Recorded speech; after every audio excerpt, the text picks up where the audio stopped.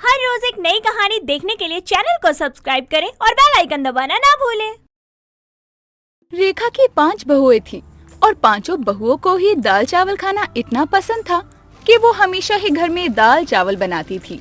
एक दिन रेखा अपनी 5 बहुओं, बड़ी बहू उर्मी, दूसरी बहू सुरभि, तीसरी बहू रुचि, चौथी बहू पूजा और 5वीं बहू प्रिया को बुलाती है। बहुओं, आज पता है ना क्या है? हाँ माँ जी, हमें पता है, आज ससुर जी का श्राद्ध है। हाँ, तो ये भी पता ही होगा कि श्राद्ध में खाना कैसा बनता है और क्या क्या बनता है। लेकिन माँ जी, आप तो बताती थी कि ससुर जी को उर्मी दीदी के हाथ के दाल चावल बहुत अच्छे लगते हैं, तो हमें श्राद्ध में उनके पसंद का खाना ही बनाना चाहिए ना। हाँ माँ जी, पूजा सही कह रही है। हम 5 ससुर जी की पसंद का सारा खाना बना देते हैं। अब वो जहाँ कहीं भी होंगे तो उन्हें ये देखकर अच्छा लगेगा ना कि हमने उनकी पसंद का ही खाना बनाया है। अरे, जब तुम अपने ससुर जी के लिए और कुछ बनाओगे ही नहीं तो कैसे पता चलेगा कि उन्हें कुछ और भी पसंद है? हमेशा तो दाल चावल ही बनाते हो ना। माँ जी, हम तो बस आप लोगों के बारे में ही सोचकर कुछ तीखा मसाले वाला नहीं बनाते हैं, क्योंकि अब आपकी उम्र हो गई है। जितना मसाले वाला खाओगी उतनी ही तबीयत खराब होगी ना आपकी। और माँ जी, हम ससुर जी के श्राद्ध में उनकी पसंद का दाल चावल ही बनाएंगे, ठीक है ना? खबरदार, जो उनके श्राद्ध में किसी ने भी दाल चावल बना दिया, मैं जो बोलूंगी घर में बस वही बनना चाहिए। समझी तुम पांचों? हर जगह तो मेरी नाक कटवा ही रखी है तुम लोगों ने। ठीक है माँ जी, फिर आप एक बार लिस्ट दे देना कि खाने में क्या बनाए हम। हाँ ठीक है, जो मैं बोलूँ वही सब बनाना, ये नहीं कि अपने मन का कुछ भी बनाने लग जाओ तुम। रेखा अपनी बहुओं से बहुत ज्यादा परेशान थी, क्योंकि उसकी बहुएं हमेशा ही खाने में बस दाल चावल बनाती रहती थी। चाहे कोई भी रिश्तेदार आए या घर में कोई भी फंक्शन हो, हमेशा रेखा को इसी बात पर शर्मिंदा भी होना पड़ता था। ऐसे ही एक दिन सुबह सुबह रेखा अपनी 5 बहुओं को लेकर मंदिर जाती है। तुम लोगों को याद है ना, आज हम यहाँ पूजा करने के बाद गरीब लोगों के लिए भंडारा भी करेंगे। जी माँ जी, हमें सब याद है और हमने भंडारे की पूरी तैयारी कर ली है और कोई कमी नहीं होगी। और ये भंडारा हम 5 अपने हाथों से ही बनाएंगे। बहुओं, ये भंडारा हम गरीब लोगों के लिए करवा रहे हैं, तो तुम 5 की ये जिम्मेदारी है कि कहीं भी कोई कमी नहीं होनी चाहिए और सब कुछ अच्छे से होना चाहिए। माँ जी, आप चिंता मत कीजिए, हम 5 है ना, हम सब कुछ अच्छे से संभाल लेंगे। आप बस निश्चिंत रहिए और थोड़ी देर में भंडारे का सारा सामान भी आ जाएगा, तो बस तब शुरू कर देंगे। बस ये भंडारा अच्छे से हो जाए, मेरी मन्नत पूरी हो गई है। भगवान ने मुझे तुम 5 बहुएं कितनी अच्छी दी हैं, अब मुझे और कुछ नहीं चाहिए। माँ जी, आपने हमारे लिए मन्नत मांगी थी। और नहीं तो क्या, मैं बस यही चाहती थी कि मेरे बेटे की अच्छी लड़कियों से शादी हो और मेरे घर में बहुत समझदार बहुएं आए। और देखो, भगवान ने मेरी मन्नत को पूरा कर दिया, तभी तो आज हम यहाँ आए हैं। माँ जी, आप चिंता मत करो, हम 5 सब अच्छे से संभाल लेंगे, आपको शिकायत का कोई मौका नहीं देंगे। रेखा इतना बोलकर पंडित जी से बातें करने चली जाती है और उसकी 5 बहुएं भंडारे की तैयारी में लग जाती है। 5 बहुएं बहुत ही मेहनत से भंडारा बना रहे होते हैं और भंडारे में दाल चावल ही बनाते हैं। जब भंडारा बन जाता है तो रेखा की 5 बहुएं मंदिर के बाहर बैठे भिखारी में बांटने लगती है। रेखा मंदिर से बाहर निकलती है तो एक आदमी की बात सुनती है। क्या दिन आ गए हैं, भंडारा तो सब्जी पूरी हलवा का देखा है, लेकिन ये लोग तो दाल चावल का कर रहे हैं। अरे कम ही करते, लेकिन अच्छा तो करना चाहिए था ना। बताओ, भगवान के नाम पे भी ऐसे खेल खेल रहे हैं। उस आदमी की बात रेखा सुन लेती है और ये सारी बातें सुनने के बाद रेखा अपनी 5 बहुओं पर बहुत ज्यादा गुस्सा करती है। जब 5 बहुएं और रेखा घर आती है तो रेखा गुस्से में थी। तुम 5 को मैंने पहले ही बताया था कि भंडारे में कोई गड़बड़ नहीं होनी चाहिए, लेकिन तुम में से किसी के भी दिमाग में मेरी बात नहीं गई। माँ जी, आप इतना गुस्सा क्यों कर रही हो? आखिर हमने किया क्या है? हमारी गलती क्या है? आप इतना गुस्सा क्यों कर रही हो? हमने तो आपकी बात को अच्छे से याद करके वैसे ही किया है जैसा आप चाहती थी। अच्छा, मेरी बात मानी है तो जरा ये बताओ कि भंडारे में हलवा पूरी चने सब्जी ये होता है, लेकिन तुम्हारे भंडारे में भी दाल चावल होता है। अरे हद है बहू, मुझे लगा कम से कम इसमें तो तुम दाल चावल नहीं बनाओगे। रेखा इतना बोलकर गुस्से में वहाँ से चली जाती है। अपनी सास की इतनी ज्यादा बातें बोलने के बाद भी रेखा की किसी भी बहू को अपनी गलती का एहसास नहीं होता। वो अब भी दाल चावल ही खाती रहती। कुछ दिनों बाद उर्मी का पति आलोक जब ऑफिस के लिए निकलता है तो उर्मी टिफिन लेकर आती है। अरे आलोक जी, आप अपना टिफिन भूल रहे हो, टिफिन तो लेकर जाओ। हाँ, तो टिफिन में कुछ अच्छा तो है नहीं जो मैं लेकर जाऊँ। रोज वही दाल चावल बना देती हो। अरे तुम्हें खाना है तो खाओ ना, लेकिन मेरे लिए कुछ अलग से बना दिया करो। आलोक जी, ये कैसी बातें कर रहे हो आप?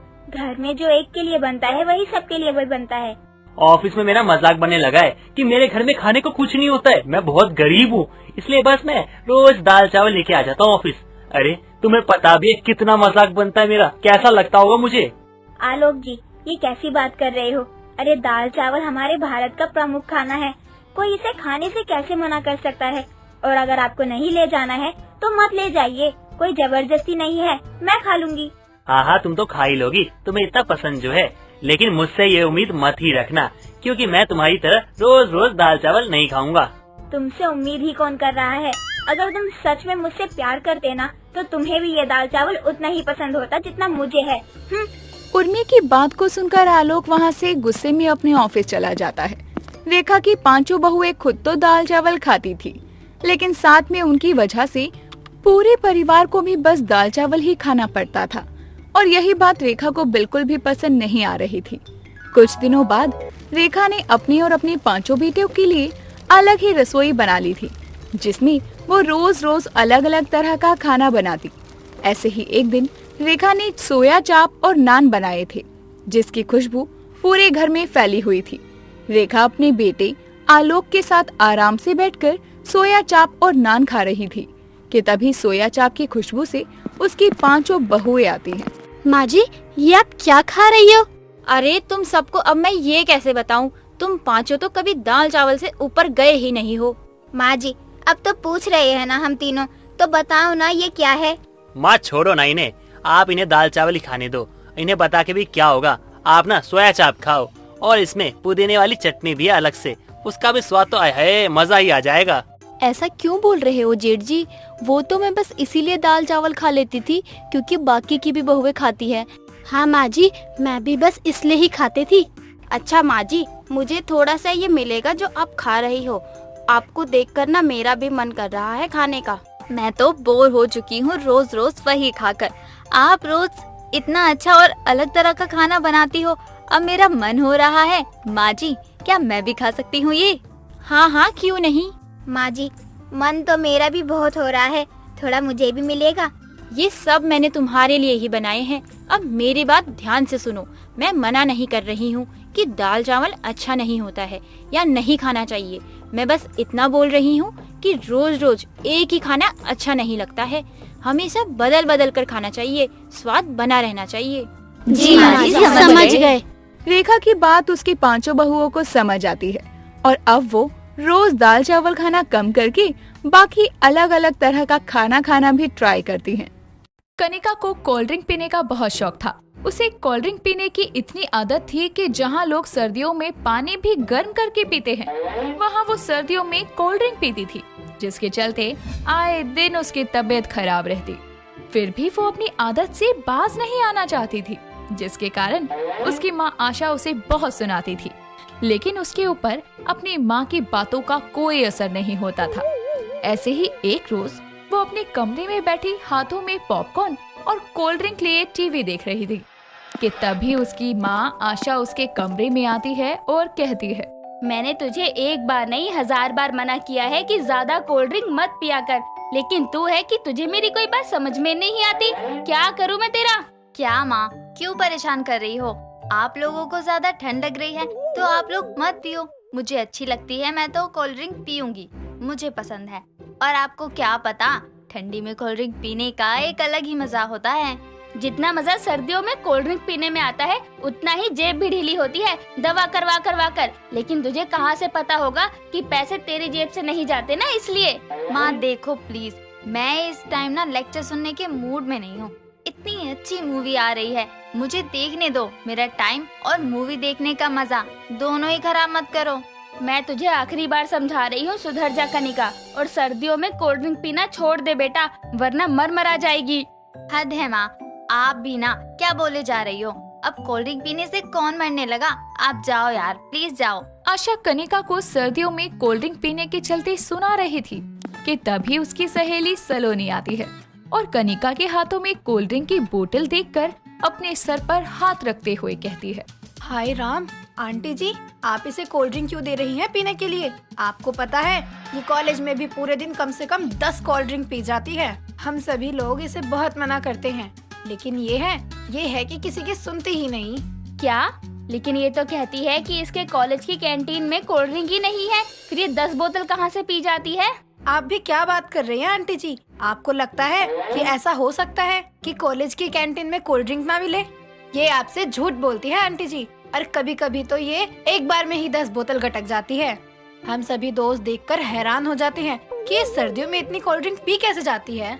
बस कर टेप रिकॉर्डर, जब से आई है तब से बकबक करके बोले ही जा रही है। सांस भी ले ले थोड़ा अब। और माँ, आप किसकी बातों पे विश्वास कर रही हो? वो 20 वाली छोटी छोटी बोतलें होती है ना, उसमें होता ही कितना है? इसका मतलब तू पीती है इतनी सारी कोल्ड ड्रिंक? पीती नहीं, बहुत पीती है आंटी। और ये घर में जैसे आपकी नहीं सुनती है ना, वैसे ही कॉलेज में हम लोगों की भी नहीं सुनती। ना सुने मेरी बला से, जब किसी ने खुद ही मरने की ठान रखी है तो हम लोग क्या ही कर सकते हैं। आशा गुस्से में इतना कहकर वहाँ से चली जाती है, जिसके बाद कनिका सलोनी को बहुत सुनाती है। ऐसे ही समय बीतता है और समय के साथ कनिका की सर्दियों में कोल्ड ड्रिंक पीने की आदत कम होने की जगह बढ़ती जाती है और अपनी माँ और दोस्त के लाख समझाने के बाद भी कनिका पर कोई असर नहीं होता। ऐसे ही थोड़ा समय और बीतता है और समय के साथ कनिका की शादी एक अजय नाम के लड़के से होती है और वो शादी करके अपने ससुराल आती है। तभी एक रोज शाम के समय अजय ऑफिस से घर आता है और अपनी पत्नी कनिका से कहता है, कनिका, आज मेरे दोस्त सूरज की एनिवर्सरी है। उसने एक छोटी सी पार्टी अरेंज करी है सिर्फ दोस्तों के लिए। एक काम करो, तुम जल्दी से तैयार हो जाओ, हमें चलना है। लेकिन मैं तो आपके किसी दोस्त को जानते ही नहीं हूँ, मैं अकेली बोर हो जाऊंगी। आप जाइए, मैं घर पर ही ठीक हूँ। अरे यार, तुम मेरे दोस्तों को नहीं जानती हो लेकिन मुझे तो जानती हो, और वो मेरा खास दोस्त है। उसने हम दोनों को बुलाया है। अगर हम नहीं जाएंगे तो उसे बुरा लगेगा, और अगर तुम मेरे दोस्तों से नहीं मिलोगी तो उन्हें पहचानोगी कैसे? लेकिन आप प्रॉमिस करिए कि हम लोग ज्यादा देर नहीं करेंगे, जल्दी घर वापस आ जाएंगे, क्योंकि मुझे अनजान जगह ज्यादा देर तक रहना अच्छा नहीं लगता। अच्छा बाबा, मैं तुमसे प्रॉमिस करता हूँ हम लोग जल्दी वापस आ जाएंगे। अब तो तैयार हो जाओ। हाँ, अब ठीक है। कुछ समय बाद अजय और कनिका तैयार होकर पार्टी के लिए निकल जाते हैं, जहां पहुंचकर अजय कनिका को अपने सभी दोस्तों से मिलवाता है। तभी उसका दोस्त सूरज और उसकी पत्नी नैना वहां आते हैं और अजय कनिका को उनसे मिलवाते हुए कहता है, लो भाई, आज आपके कहने पर मैं अपनी पत्नी को ले आया। कनिका, ये है मेरा दोस्त सूरज और ये है इसकी पत्नी नैना। हेलो भाभी जी, हमें बहुत अच्छा लगा कि आप हमारे एक बार बुलाने पर आ गई। Thank you so much. हम लोग यहाँ खड़े होकर क्यों बातें कर रहे हैं? चलिए आराम से बैठकर बातें करते हैं। कुछ समय बाद सभी दोस्त आपस में बैठकर बातें कर रहे थे। तभी कनिका की नजर टेबल पर रखी कोल्ड ड्रिंक पर जाती है। कुछ देर इंतजार करने के बाद वो कोल्ड ड्रिंक पीना शुरू कर देती है। देखते ही देखते वो वहाँ रखी सभी कोल्ड ड्रिंक्स की बोतल को खाली कर देती है, जिसे देखकर अजय के सभी दोस्त उसका मजाक उड़ाने लगते हैं। तभी सूरज हंसते हुए कहता है, भाई बुरा मत मानियो अजय यार, लेकिन भाभी जी को सर्दियों में से कोल्ड ड्रिंक पीते हुए देखकर ऐसा लग रहा है जैसे मानो इन्होंने कभी अपनी आंखों से कोल्ड ड्रिंक देखी ना हो, इसीलिए सर्दियों में मिली कोल्ड ड्रिंक भी इनसे छूट ही नहीं रही। सूरज इतना कहकर जोर जोर से हंसने लगता है और उसे हंसते हुए देखकर उसके बाकी दोस्त भी उस पर हंसने लगते हैं। सभी लोगों को अपने ऊपर हंसता देखकर अजय को बहुत ज्यादा शर्मिंदगी महसूस होती है और वो कनिका का हाथ पकड़कर सीधे उसे घर ले जाता है। घर पहुंचने के बाद वो गुस्से में सोफे पर बैठ जाता है और अपनी माँ देवकी को आवाज लगाकर कहता है, क्या हुआ बेटा, तू इतने गुस्से में क्यों लग रहा है? गया तो बड़ी खुशी से था, अब आया गुस्से में है। क्या हुआ बहू इसे? माँ, इससे क्या पूछ रही हो? इसने तो आज मेरे दोस्तों के सामने मेरी नाक कटवा दी। यार सच में हद है, सर्दियों में इतनी कोल्ड ड्रिंक कौन पीता है? और तुम तो कोल्ड ड्रिंक ऐसे पी रही थी जैसे कोई हॉट कॉफी। हाँ तो क्या हुआ, मैं क्या करती? मुझे कोल्ड ड्रिंक देखकर सब्र ही नहीं हुआ।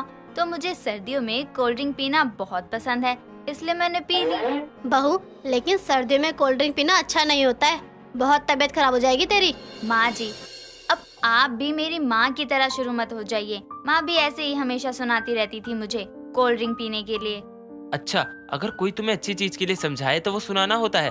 मैडम, आपको पता भी है कि इतनी ज्यादा कोल्ड ड्रिंक पीने के कितने नुकसान हैं। शुगर की बीमारी हो जाती है। ये जो 0 फिगर का सपना है ना तुम्हारा, वो सपना ही रह जाएगा। उससे वजन भी बहुत तेजी से बढ़ता है। उम्र से पहले तुम्हारे सारे दांत गिर जाएंगे। दिल की बीमारी भी हो सकती है। आप ये सब सिर्फ मुझे डराने के लिए कह रहे हैं ना? मुझे पता है कि आप ये सब इसलिए कह रहे हैं ताकि मैं कोल्ड ड्रिंक ही पीना छोड़ दूं। अगर तुम पढ़ी लिखी गवार नहीं हो तो खुद गूगल करके देख लो। अगर मेरी बात पर भरोसा नहीं है तो डॉक्टर से पूछ लो। अगर तुम्हें सिर्फ कोल्ड ड्रिंक की आदत होती तो भी हम छुड़ाने की कोशिश करते, लेकिन तुम्हें तो सर्दियों में कोल्ड ड्रिंक पीने की आदत है, वो भी इतनी की सामने रखी बोतलें जब तक खाली ना हो जाए, जब तक सांस नहीं लेती हो। अजय जी, आप मेरी इंसल्ट कर रहे हैं। अब क्या कोल्ड ड्रिंक सबके सामने देखने के लिए रखी थी क्या? जो मैं दोस्तों, अगर आपको ये कहानी पसंद आई तो इसे लाइक करें, शेयर करें और कमेंट करके बताएं कि कहानी में आपको सबसे अच्छा क्या लगा। कराई उसका क्या? तुम दोनों आपस में लड़ना बंद करो पहले। और बहू, बात भी सही है इसकी, इतनी ज्यादा कोल्ड ड्रिंक पीना बहुत नुकसान वाली चीज है। देखो, तुमने जितनी मेरी इंसल्ट करवानी थी मेरे दोस्तों के सामने करवा दी। वो तो यही सोचेंगे ना कि तुमने आज तक कभी कोल्ड ड्रिंक नहीं देखी होगी, इसीलिए कोल्ड ड्रिंक देखते ही पागल हो गई और अपने साथ साथ सबकी कोल्ड ड्रिंक पी गई। अब उन्हें थोड़ी ना पता है कि तुम सर्दियों में कोल्ड ड्रिंक पीने की दीवानी हो। सच में ये बहुत नुकसान करने वाली चीज है। अपने पति और सास की सारी बातें सुनने और गूगल पर उसके बारे में सारी चीजें पढ़ने के बाद कनिका की आंखें खुल जाती है, जिसके बाद वो अपने पति से अपनी गलत हरकतों की माफी मांगती है और साथ ही सर्दियों में कोल्ड ड्रिंक पीने की आदत को सुधारने की कोशिश करने का वादा करती है। दोस्तों, अगर आपको ये कहानी पसंद आई तो इसे लाइक करें, शेयर करें और कमेंट करके बताएं कि कहानी में आपको सबसे अच्छा क्या लगा।